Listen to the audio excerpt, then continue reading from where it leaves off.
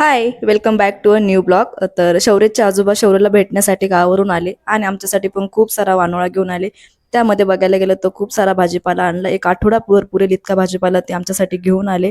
प्रत्येक वेळेस कोणी ना कोणी गावावरून आलं की ते वानोळा घेऊन येते, जसा कोणी झालं भाजीपाला घेऊन येते. यावेळेस भाजीपाला पण घेऊन आले आणि घरात बाजरीचं, गव्हाचं आणि डाळीचं पीठ पण घेऊन आले. शौर्यसाठी खायला ते त्यांनी सॅरेलॅक पण आणलं. आमच्यासाठी पण ते श्रीखंड वगैरे घेऊन आले. आमच्या गावकडचा भेळभत्ता मिळतो खूप छान, तो पण घेऊन आले. कारण की प्रत्येक वेळेस कोणी ना कोणी आलं तरी आमच्यासाठी वानोळा हा नक्कीच असतो.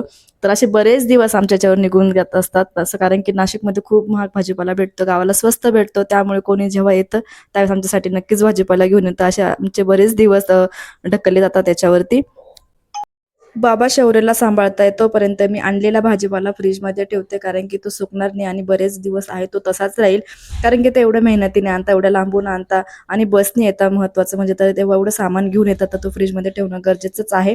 आणि मी बाबा आलेत म्हणून नाश्त्यासाठी इडली बनवली आणि आजच्या जेवणासाठी मी डाळ भात उसळ पोळी असा आमचा आज जेवणाचा बेत होता. सगळ्यांचे जेवण आटोपले आणि मीही जेवण करते.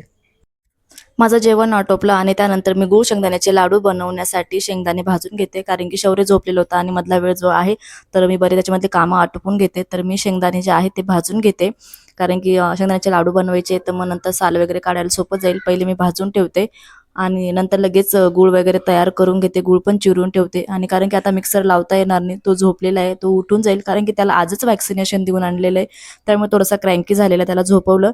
पण मग मी थोडेसे कामं आटोपून घेते यामध्ये. तर गूळ चिरून झाला आणि लगेच शौर्य उठला. शौर्यला सांभाळत मी माझ्यासाठी कॉफी बनवली. बाहेर खूप छान वातावरण, तर कॉफीचा आनंद घेते. तर चला भेटू नेक्स्ट ब्लॉगमध्ये. बाय.